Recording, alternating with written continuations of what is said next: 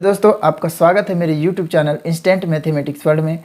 दोस्तों एक बार फिर से मैं आपके लिए कुछ स्पेशल लेकर आया हूं जो कि आपके फूड इंस्पेक्टर के एग्ज़ाम में और CGPSC के एग्ज़ाम में बहुत ही इम्पॉर्टेंट होने वाला है। दोस्तों यह है जनजाति शब्दावली। जनजाति भाषाओं में आपने देखा होगा कि अभी 2-3 एग्ज़ाम हुए हैं CGPSC और CG व्यापम के। उस बीच में आपने देखा होगा कि जनजाति के अंदर से कोई ऐसा शब्द पूछ दिया है जो कहीं बुक में नहीं मिलता है।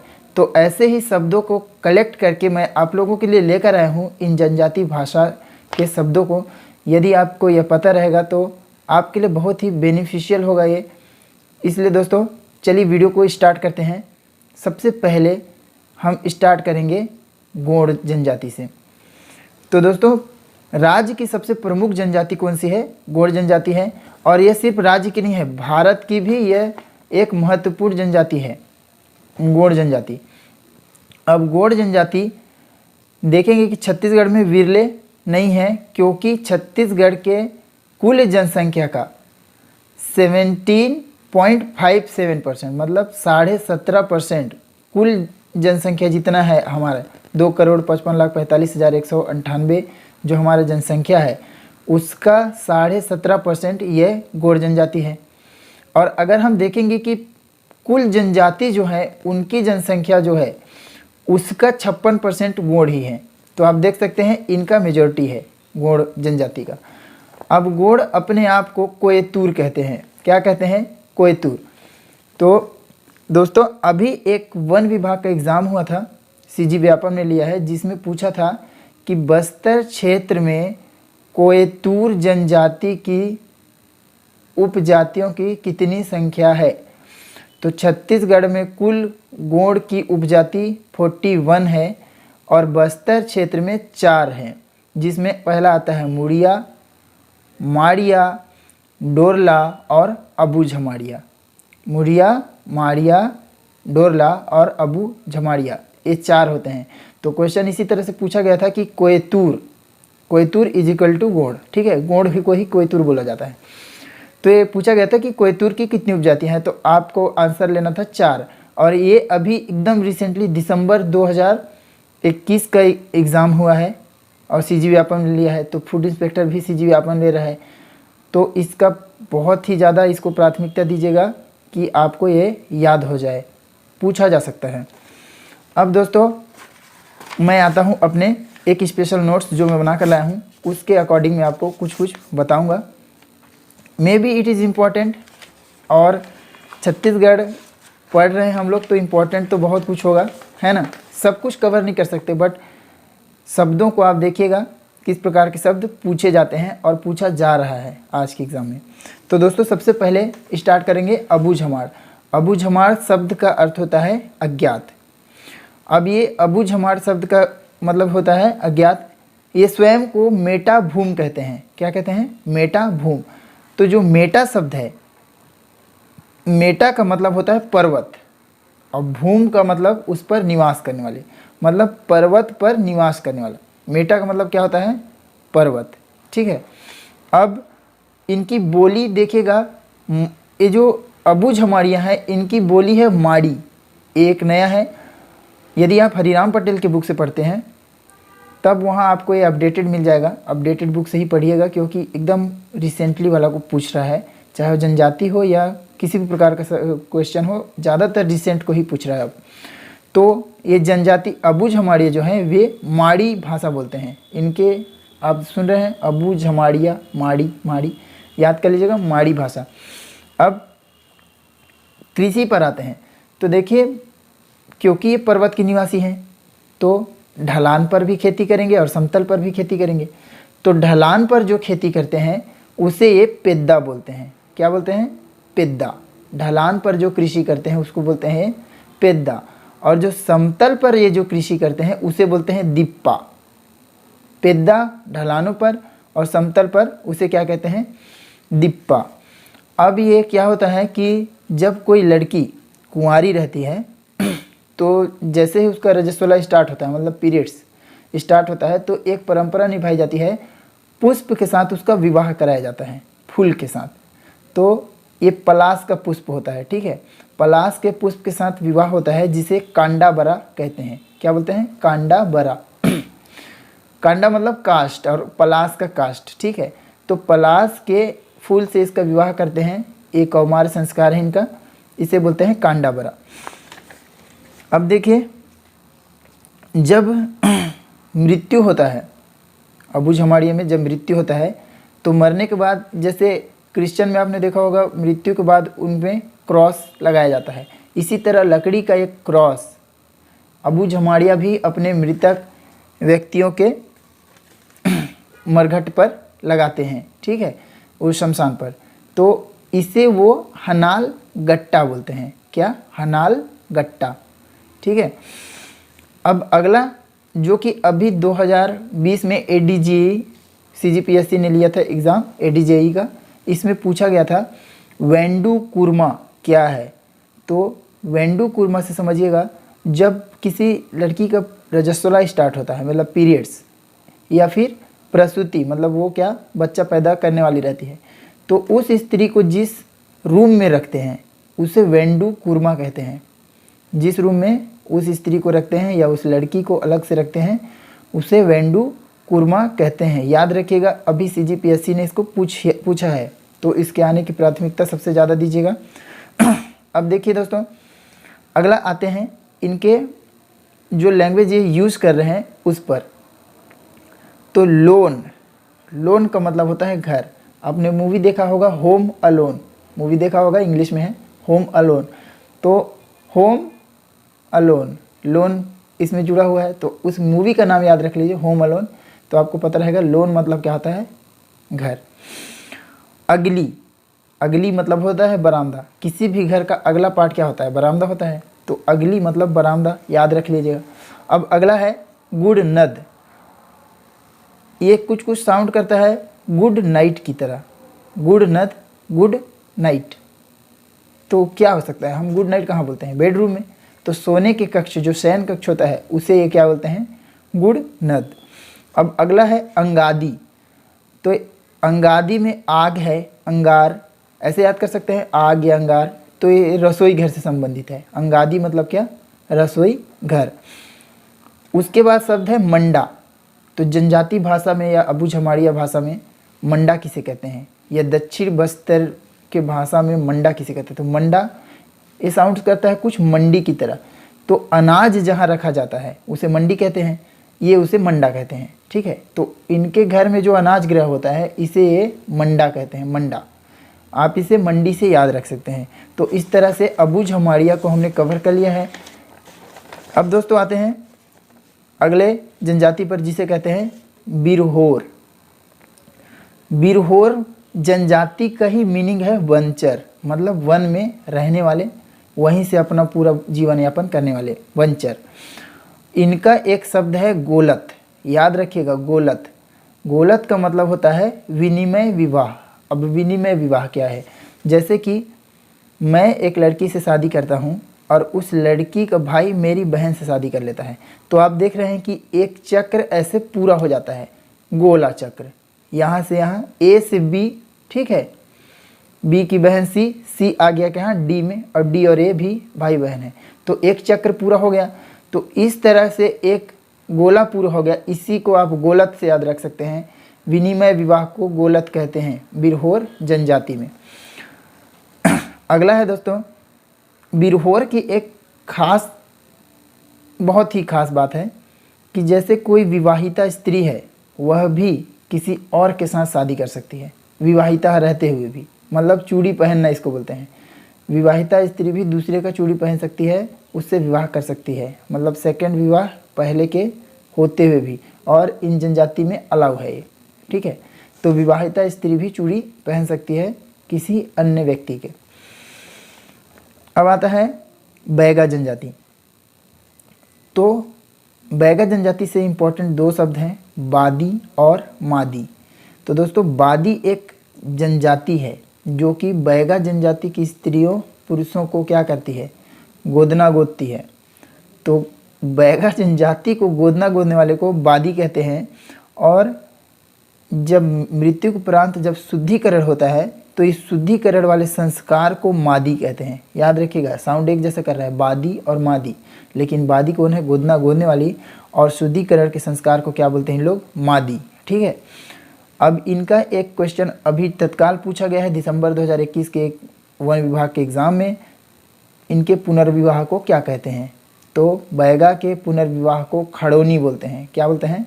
खड़ोनी। अब क्वेश्चन ऑप्शन आएगा खड़ोनी, भड़ोनी, तो आप भड़ोनी में नहीं, भड़ोनी एक गीत है, ठीक है, वो शादी के समय गाया जाता है हास परिहास करके एक दूसरे से, लड़ाई झगड़ा टाइप से, है ना। और खड़ोनी क्या है? पुनर्विवाह है। इनके कृषि को क्या बोलते हैं? तो याद रखिएगा, कृषि को इनको बेवार कहते हैं। क्या बोलते हैं? बेवार। पूछा गया है कि इनके कृषि को क्या बोलते हैं? बेवार। बैगा के, बैगा, बेवार, याद हो जाएगा आपको। अब इनका 3 टाइम का खाना होता है।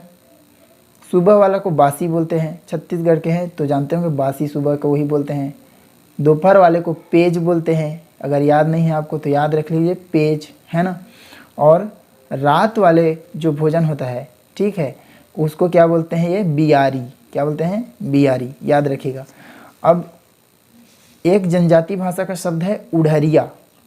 उड़हरिया, ठीक है, उड़हरिया, ये किसी जनजाति का टाइटल नहीं है। उड़हरिया क्या है यदि पूछा जाए तो भागना, मतलब भाग कर शादी करना जो होता है, ठीक है, कोई लड़का लड़की जो भाग कर शादी कर लेते हैं उसे बोलते हैं उड़हरिया। उड़हरिया विवाह, ये विवाह का प्रकार है जनजातियों में। उड़हरिया विवाह मतलब साथ में भाग जाना, ठीक है, सह पलायन, इसे क्या बोलते हैं? उड़हरिया। अब अगला जनजाति है दोस्तों कोरवा, ठीक है, कोरवा। अब कोरवा में 10 दिन, जैसे किसी की मृत्यु हो गई तो 10 कर्म होते तक, मतलब 10 दिनों का जो शोक होता है उसे नवा धानी बोलते हैं। क्या बोलते हैं? नवा धानी या नवा धाती। याद रखिएगा, नवा खाई नहीं है ये, नवा धानी।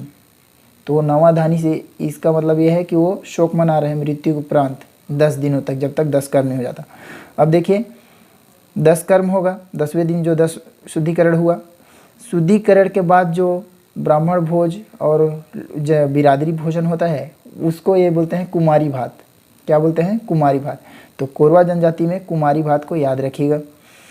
अब अगला इनका प्रसव कक्ष क्या है? जहाँ प्रसूता स्त्री बच्चा पैदा करती है उसको ये बोलते हैं कुंबा।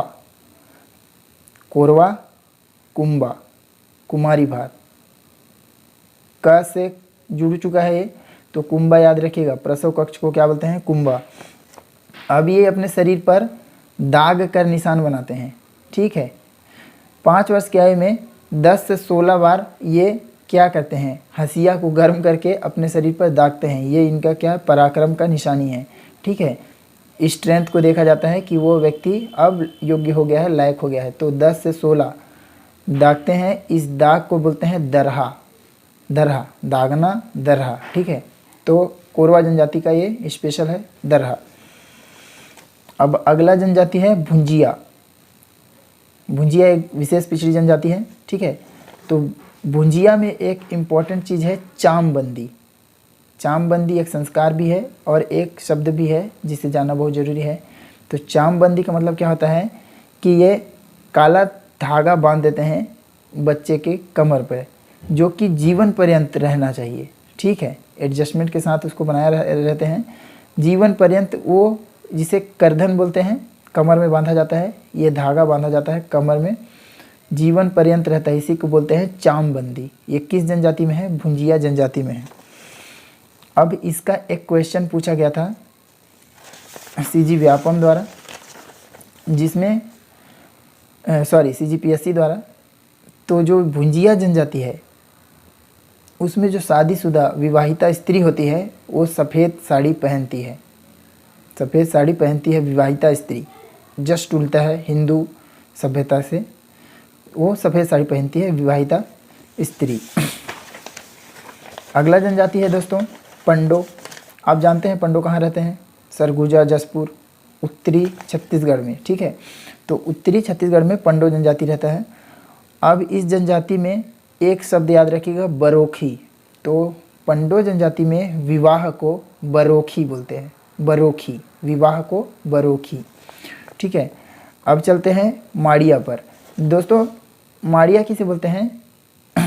इंद्रावती नदी की जो दक्षिण के समतल एरिया में जो रहते हैं उनको क्या बोलते हैं, मैदानी भाग में, वो इंद्रावती के मैदान में जो रहते हैं उन्हें माड़िया कहते हैं। यदि यही पर्वत में रहते हैं तो इसको क्या बोलते हैं, अबूझ माड़िया, ठीक है, सॉरी मुड़िया, और इनको क्या बोलते हैं, माड़िया, जो मैदानी इलाके में रहते हैं। इनका कुछ शब्द है जो कि आपको बहुत इंपॉर्टेंट होने वाला है, बार बार क्वेश्चन माड़िया मुड़िया से ही पूछा जाता है, तो माड़िया वाला में याद रखिएगा। सिहारी, सिहारी किसे कहते हैं, जिस तरह आपने सुना होगा घोटुल, उसी तरह बड़े लोगों को रहने के लिए जंगल में एक पृथक झोपड़ी होता है जहाँ ये रहते हैं, उसे बोलते हैं सिहारी। विशेष विशेष पर्व में ये अपना घर छोड़कर वहाँ चले जाते हैं, ठीक है, इसे बोलते हैं सिहारी। अगला है विज्जा। विज्जा से तात्पर्य है धान, जो हम फसल है, जो हमारी धान जिससे चावल निकलता है, याद रखिएगा धान को क्या बोलते हैं, विज्जा। बीज, बीज से संबंध लीजिए धान का सीधा। फिर ये बोलते हैं वेटा। वेटा का मतलब होता है शिकार, याद रखिएगा वेटा का मतलब क्या होता है, शिकार। अब ये खेती को क्या बोलते हैं अपने, पिद्दा। कौन सी खेती करते हैं, पिद्दा। तो प्रकार भी है और ये खेती को बोलते भी हैं पिद्दा करना या खेती करना, ठीक है। अब इनके घर को क्या बोलते हैं, ये अपने घर को वेंडू कुरमा बोलते हैं। क्या, वेंडू कुरमा। अपने पहले मैंने आपको बताया था वेंडू कुरमा वो अलग जनजाति का था, लेकिन माड़िया में वेंडू कुरमा घर को ही बोलते हैं। अब देखिए मृत्यु से संबंधित दो शब्द हैं। जैसे कोई मर जाता है, ठीक है, यदि कोई व्यक्ति मर जाता है तो उसके तीसरे दिन जो तिजुआ होता है, तिजुआ को क्या बोलते हैं, कुटेह। जनजाति भाषा में तिजुआ को क्या बोलते हैं लोग, कुटेह बोलते हैं, याद रखिएगा कुटेह। और हनाल गट्टा, मोस्ट इम्पॉर्टेंट, हनाल गट्टा क्या है, हनाल मतलब होता है पूर्वज। कभी भी यदि आपसे शब्द ये पूछा जाए हनाल यदि लिखा हो उसमें, तो हनाल का मतलब होता है पूर्वज, मतलब मृत व्यक्ति, मरने के बाद वाला, ठीक है। मृत्युपरांत हनाल गट्टा मतलब मृतक स्तंभ स्थापित करते हैं। ये CGPSC में पूछा गया है और इसका आंसर आपको माड़िया ही लेना है। मैंने अबूझ माड़िया में भी बताया है, उन्होंने भी हनाल गट्टा यूज़ करते हैं, बट सबसे ज़्यादा इस्तेमाल कौन करता है, मतलब इनका परंपरागत मेन किसका है ये, तो ये माड़िया लोगों का है। क्या है, हनाल गट्टा, मृतक स्तंभ का स्थापना करना, उसे मृतक स्तंभ को क्या बोलते हैं इन लोग, हनाल गट्टा। अगला है दोस्तों मुड़िया। मुड़िया शब्द में जो मुड़ है उसका मतलब होता है पलाश। क्या होता है, पलाश। पलाश मतलब जानते हैं, पलाश का एक पेड़ होता है, ठीक है, कुसुम बोलते हैं जिसको, परसा, छत्तीसगढ़ी भाषा में उसको परसा बोलते हैं, ठीक है। तो मुड़िया, अब मुड़िया की कृषि क्या है, तो देखिएगा ये पेद्दा वेद्दा ऐसा कोई कृषि नहीं करते हैं, ये स्थायी कृषि करते हैं। मुड़िया जनजाति स्थायी कृषि करती है, क्योंकि ये समतल में रहते हैं तो खेत बनाकर करते हैं, अब एक स्थायी कृषि करते हैं, ठीक है। अगला जनजाति है दोस्तों हल्बा। याद रखिएगा हल्बा जनजाति 2011 की जनगणना के अनुसार सबसे साक्षर जनजाति है। आज तक आपने सुना होगा कि उरांव जनजाति राज्य की सबसे साक्षर जनजाति है, लेकिन 2011 की जनगणना के अनुसार हल्बा जनजाति जो है वो सर्वाधिक साक्षर जनजाति है, जो कि 76% क्या है, साक्षर है। इसके बाद प्रधान जनजाति है और तीसरे में आता है उरांव। तो याद रखिएगा यदि उरांव को अलग से पूछा तो भी आपको बताना है कि वो तीसरे रैंक में है, और 2011 के अनुसार, और 2011 की जनगणना के अनुसार यदि सबसे साक्षर जनजाति कोई है तो वो है हल्बा। अब अगला जनजाति उरांव ही है। तो उरांव से दो शब्द मैंने छांट कर रखे हैं, जिसमें पहला है उनके पोशाक। तो उरांव जो पोशाक पहनते हैं उसे एक करेया बोलते हैं। उरांव जो पोशाक पहनते हैं उसे एक करेया बोलते हैं, करेया। और इनके महाकाव्य को, उरांव के महाकाव्य को कड़क डंडी या कुड़ुक डंडी बोलते हैं। और ये CGPSC प्री का क्वेश्चन था 2020 का कि कड़क डंडी क्या है। तो उरांव जनजाति में महाकाव्य है इनका एक, उसे एक कड़क डंडी कहते हैं। उरांव जनजाति सरहुल त्यौहार मनाती है, जिसमें पृथ्वी और सूर्य, सूर्य का और पृथ्वी का, सूर्य में भी विशेष धर्मेश, ठीक है, सूर्य को क्या बोलते हैं, धर्मेश देवता, उनका विवाह पृथ्वी के साथ करते हैं। ये है सरहुल त्यौहार। और इसमें साल वृक्ष का बहुत ही महत्व होता है। ये साल वृक्ष जब पुष्प आता है, उसका फूल साल वृक्ष में, तभी सरहुल त्यौहार ये मनाते हैं। तो इस तरह जनजाति के विशेष शब्दावली का पार्ट 1 का वीडियो मैंने आपके सामने पेश किया है। जल्द ही मैं इसका पार्ट 2 भी लाऊंगा। थोड़ा सा समय का मांग करता हूँ आपसे। यदि आपको ये वीडियो अच्छा लगा तो लाइक एंड सब्सक्राइब जरूर करें। Thank you.